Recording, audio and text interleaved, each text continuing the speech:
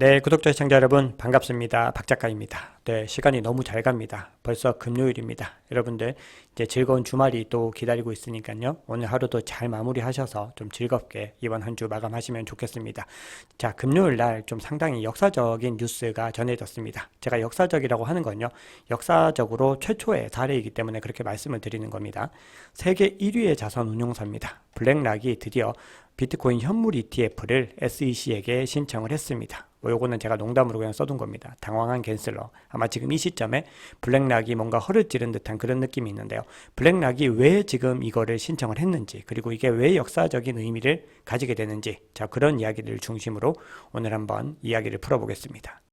네, 요즘에 제 사칭 채널들이 계속해서 생기고 있습니다. 저는 유튜브 채널 박작가의 크립토 연구소와 크립토 트렌드랩 커뮤니티 네 곳만 운영을 하고 있고, 어떠한 투자 상담 채널 그리고 리딩방을 일체 운영하지 않고 있습니다. 그래서 만약에 제가 그런 행동을 하는 걸로 보이면 사기꾼이고 사칭범이구나 이렇게 생각을 하시고 그냥 관계를 끊어주시면 됩니다. 네, 연준이 올해 남은 기간 동안에 최소 한 번에서 두 번 정도 더 금리를 올릴 수 있을 것이다 라고 어떤 시사를 했는데, 그럼에도 지금 투자자들은 이제 연준의 경고를 좀 안 믿고 있습니다. 왜냐하면 지금까지 연준이 계속해서 정말 투자자들과 시장에게 불신감을 줬다라는 거죠. 그래서 어제 뉴욕 증시가요, 모든 지금 3대 지수가 다 1% 이상 상승을 했습니다. 그리고 지금 투자자들은 연착륙과 통화 긴축 종료를 지금 현재 기대를 하고 베팅을 하고 있습니다. 개별주들도 굉장히 환하게 지금 다 불이 들어와 있습니다. 몇몇 종목들, 가령 엔비디아나 테슬라 같은 경우는 그동안에 굉장히 많이 올랐었잖아요. 지금 브로드컴도 막 하루에 막 7% 가까이 오르고 그랬는데, 그런 종목들은 상대적으로 지금 빠지고요. 나머지 조금 덜 올랐던 종목들 위주로 지금 많은 상승들이 있는 분위기입니다. 네, 어제 주요 지표들이 좀 발표가 됐는데, 지표들이 조금 애매하기도 하고, 해석을 했을 때 분명히 연준의 어떤 흐름들이 조금 더 이어질 수 있는 가능성들의 무게감이 실리는데, 그럼에도 시장은 좀 다르게 해석을 한 것 같습니다. 그러면 이 지표들을 조금 더 객관적으로 한번 보겠습니다.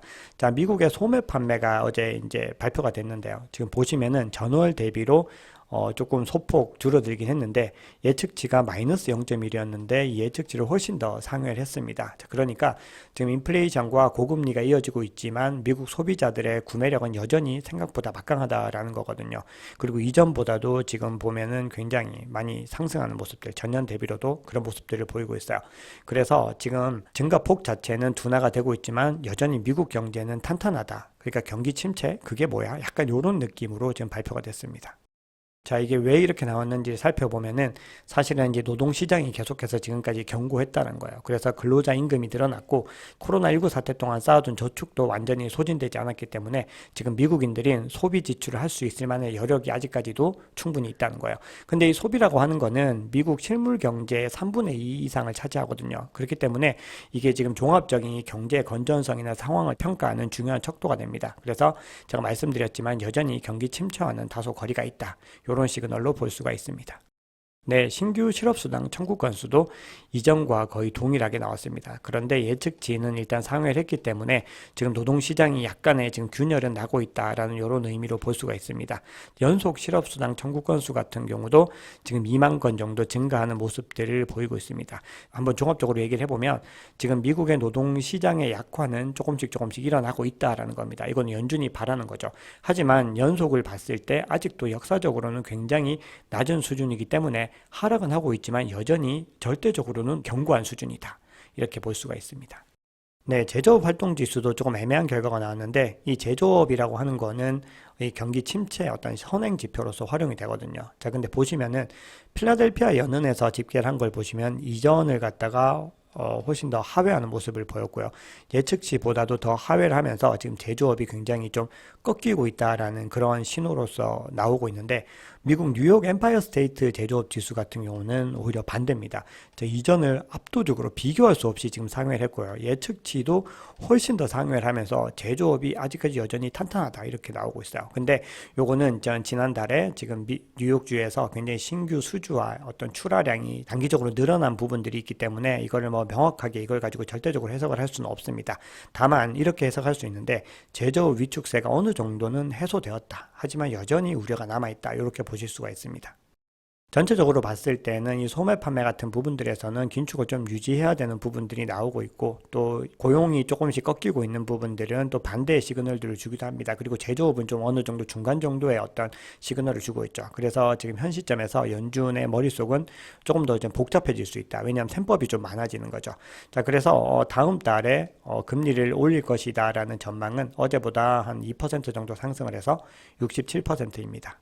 네, 어제 커뮤니티에서 비트코인 가격이 24K로 갈까요? 뭐 23K 갈까요? 여쭤보시는 분들이 꽤 있으셨는데 어제 25K에서 또 반등에 좀 성공을 하는 모습을 보여줬습니다. 자, 그래서 25K의 지지선, 이 매수세가 굉장히 좀 강력하다라는 부분들을 좀 시사를 했고요. 물론 여전히 계속해서 하락할 수 있는 시그널들도 있지만 어쨌든 이 구간이 굉장히 강력했다라는 부분들을 말씀을 드리고 싶고요. 자, 그래서 제가 늘 분할을 강조하는 거는 24K나 23K로 갈 여지가 있지만 그게 100% 누군가 장담할 수가 없기 때문에 그 부분에서도 뭐 분할 매수를 하고 더 떨어져도 또 분할 매수를 하고, 이게 결국 분할 매매의 핵심인 거거든요. 그래서 무릎에서 사서 어깨에 팔아라 이런 얘기도 사실은 다 거의 비슷한 맥락에서 나오는 거예요.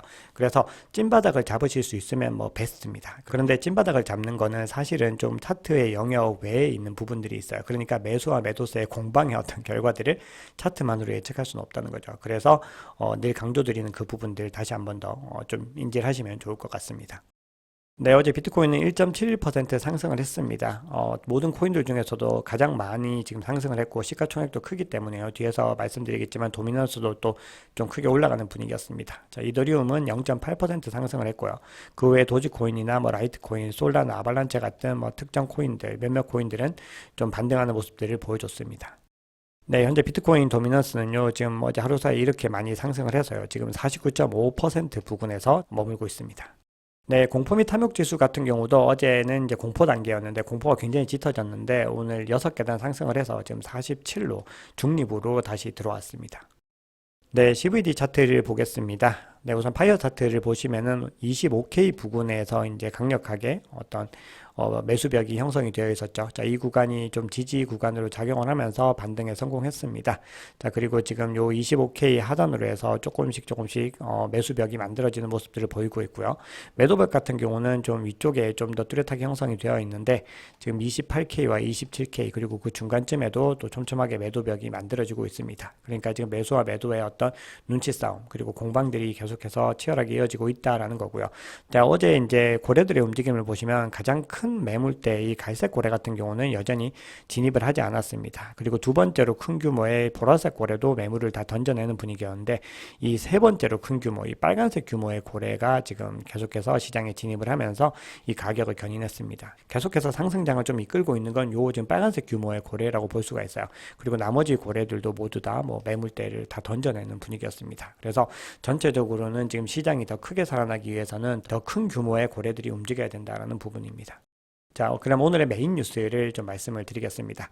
지금까지 비트코인 현물 ETF를 신청했던 회사들이 이렇게 많습니다. 엄청 많죠. 근데 이런 회사들이요, 모두 다 이 미국 시장에서 금융에서 한 가닥 하는 회사들이에요. 바네크라든지 뭐 발키리라든지 그리고 위즈덤 트리도 있고요. 그리고 갤럭시 디지털 같은 경우는 노보그라츠 굉장히 유명하죠. 그리고 피델리티도 있습니다. 거기다가 지금 아크 인베스트도 있고 그리고 인베스코 그리고 그레이스케일 뭐 이런 회사들 모두가 다 굉장히 좀 이 시장에서 좀 확고한 지위를 가지고 있는 회사들인데 물론 지금 언급 안 한 모든 회사들이 그렇습니다.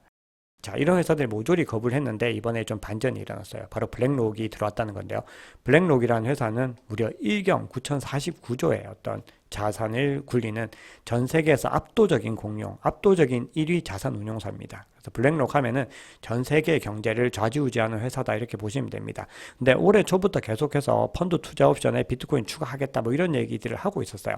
그런데 네, 오늘 새벽에 드디어 블랙록이 현물 기반 ETF 신청서를 그 SEC를 향해서 신청을 했습니다. 자, 게리 갠슬러, 우리도 거부할 수 있겠냐? 이렇게 이제 신청을 한 거죠. 그러면서 이제 코인베이스가 이 커스터디를 맡게 됩니다. 지금 북미 1위 거래소 코인베이스가 이제 그 역할을 담당해 주는 거죠. 수탁 업무를 해주는 거예요. 자, 그래서 코인데스크가 이걸 처음으로 이제 보도를 했었는데, 자, 이렇게 해석을 하고 있습니다. 지금까지 SEC가 모든 현물 ETF를 반려했는데 운영 자산이 1경이 넘는 이 블랙록의 신청서를 외면할 수 있을까? 아마도 쉽지 않을 수 있다. 자, 이렇게 해석을 하고 있습니다. 물론 이걸 보시고 무조건 SEC가 승인을 해준다 이렇게는 볼 수가 없습니다. 근데 이제 지금부터는 어떤 정황들에 대한 이야기를 좀 해보겠습니다.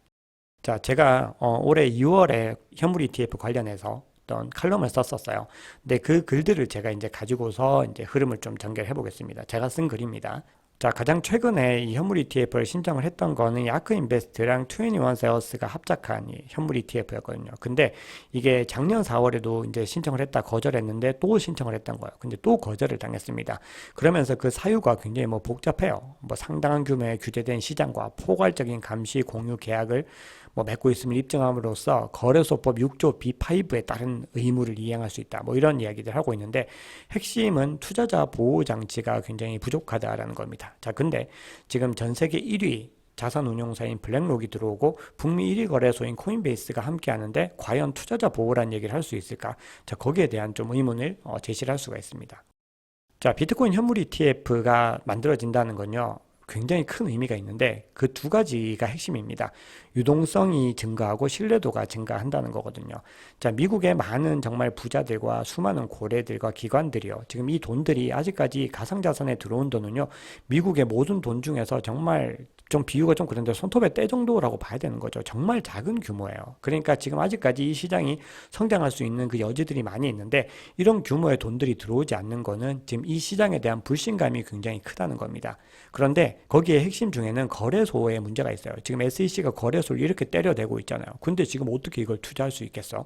거기다가 거래소 자체를 일단 기본적으로 신뢰를 안 합니다. 왜냐하면은 어떤 중앙에서 통제가 되지 않고 본인들이 뭔가 알아서 하는 거잖아요. 거기다 거래소마다 가격도 다 다르죠. 그래서 지금 이 고래들이 못 들어오고 있는 고래들이 무수히 많은데 만약에 이 ETF가 승인이 되면은 이거는 이제 미국의 거래소에서 이제 거래가 되는 거거든요. 그렇게 되면은 더 믿을 만한 거래소를 활용을 하는 데다가 그 뒷 배우가 블랙락이다. 그거는 여러분들이 상징하는 게 굉장히 크다고 볼 수가 있어요. 그래서 블랙록의 등장은 정말 상징성이 굉장히 크다고 할 수 있는데요. 자, 지금 왜 이 시점에서 지금 이걸 하는가? 자, 이 부분들을 좀 생각을 해봐야 돼요. 지금 이 부분들 다 제가 지금 칼럼에 나온 내용들입니다. 처음으로 이제 선물 ETF가 승인된 게 2021년 10월 19일이거든요. 이 프로쉐어스에서 신청한 건데요. 이 비토라고 합니다. 티커가. 근데 이걸 승인을 했는데, 자, 이게 어떤 결과가 나왔냐? 네, 바로 요 시점입니다. 선물 ETF가 나오자마자 가격이 이렇게 됐어요. 완전히 곤두박질 친 거죠. 너무 이상하지 않나요? 선물 ETF가 승인된 시점이요. 비트코인의 역사상 최고점이었습니다. 이후에 폭락을 했고요. 여전히 전고점에는 근처도 지금 못 가고 있죠. 근데 여기서 중요한 부분이 있어요. 선물은요. 상승에 베팅하는 롱 포지션도 있지만 반대인 숏 포지션도 있는 거죠. 그러니까 선물 ETF 승인이 지금 급격히 상승하는 비트코인의 상승세를 좀 억누르기 위한 어떤 미국 행정당국, 금융당국의 의도였다라는 추측이 나오는 거거든요. 그런데 이거는요, 단순히 음모론만으로 볼 수가 없습니다. 왜냐하면은 지금 미국이 어떤 달러의 패권을 지키기 위한 게 미국 어떤 금융당국의 핵심이잖아요. 연준의 지금 핵심 사명도 그거거든요. 우린 달러를 지켜야 한다. 근데 그렇기 때문에 지금 금시장을 한번 보면은 미 금융당국이 2022년 정말 한 해 동안, 작년 한 해 동안만 7차례가 넘게 강제적인 조정을 단행을 했습니다. 그러니까 선물 ETF의 승인 시점과 어떤 의도가 조금 더 명확하게 보이는 거죠. 그런데 현물 거래는 어떻죠? 상승에만 베팅할 수 있습니다. 그래서 지금 비트코인 현물 ETF를 왜 신청을 했는가? 사실은 제 칼럼은요, 이 월가주도 거래소 EDXM에 대한 글입니다. 사실은. 근데 EDXM이라는 월가주도 거래소가 나온 것도 사실은 굉장히 비슷한 취지라고 생각을 합니다. 지금 월가가 본격적으로 들어오고 있다는 게요. 그 세 가지 이유가 있는데, 첫 번째는 지금 가상자산의 거품이 좀 빠지고 있는 분위기잖아요. 그래서 지금 본격적인 상승장을 준비를 하고 있다라는 부분입니다. 두 번째는 규제와 제도가 갖추어진 이제 안전한 시장 생태계를 조성한다는 거거든요. 세 번째는 바이낸스 거래소가 주도하는 이 시장의 분위기를 변화시키겠다는 겁니다. 그럼 조금 더 자세하게 말씀드려 볼게요. 자, 이걸 핵심을 얘기하면 그렇습니다. 지금 이제 신청을 한다는 건요. 지금 이제 가격이 거의 바닥에 거의 다가오고 있다는 겁니다. 자, 지금부터 현물 ETF가 출시가 돼서 상승에 베팅을 하면은 가격이 달려갈 수 있는 여지가 있다는 거죠.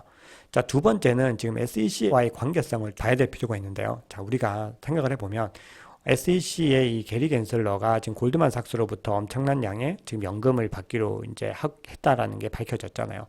그러니까 지금 SEC의 어떤 기조들과 그리고 게리 겐슬러의 어떤 목표는 오히려 월가를 지금 밀어주려고 하는, 푸시하려고 하는 그런 움직임들이 있다는 거죠. 네, 그런 상황에서 지금 신청을 했다는 건요. 이거는 이제 제 개인적인 추측이고 음모론입니다. 지금 SEC가 바이낸스부터 해서 코인베이스 같은 회사들을 지금 계속해서 밟고 있는데 지금 코인베이스에 대한 규제는 사실은 바이낸스와 다른 거죠.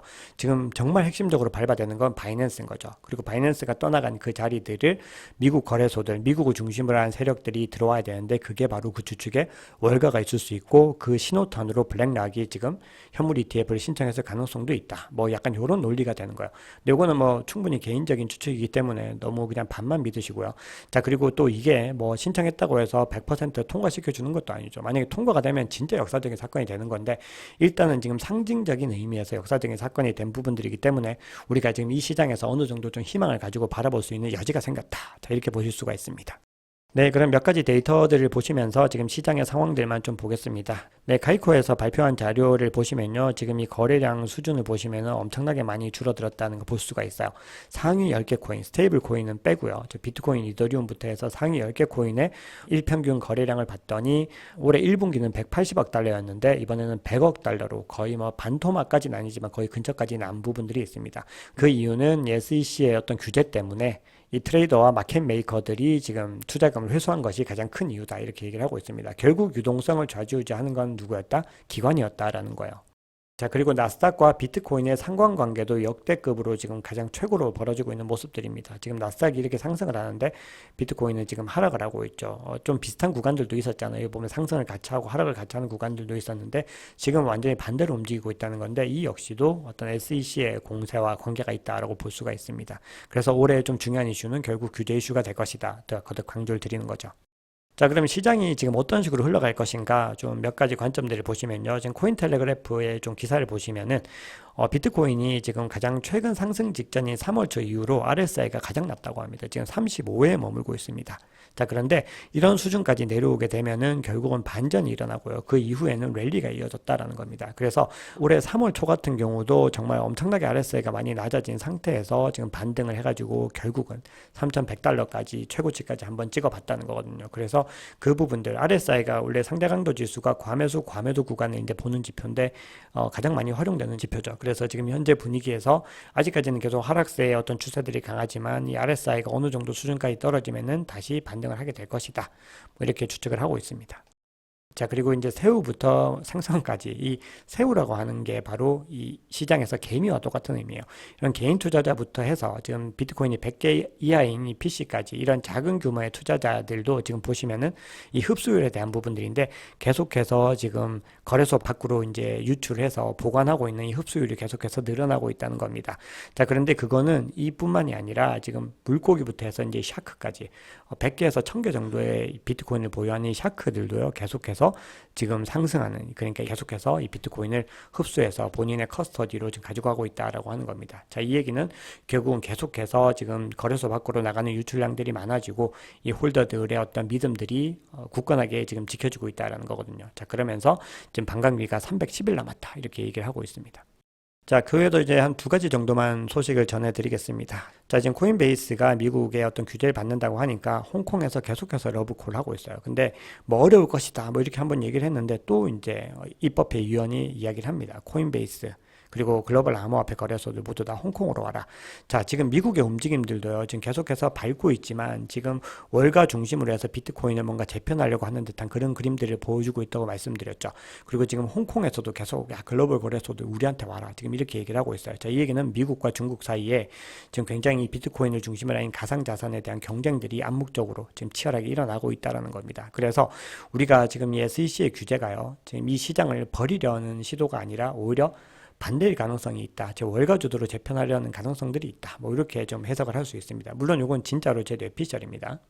네, 그리고 마지막으로 지금 리플이요. 지금 콜롬비아 중앙은행과 CBDC 플랫폼 파일럿 테스트를 하고 있다고 합니다. 지금 리플의 핵심 사업이죠.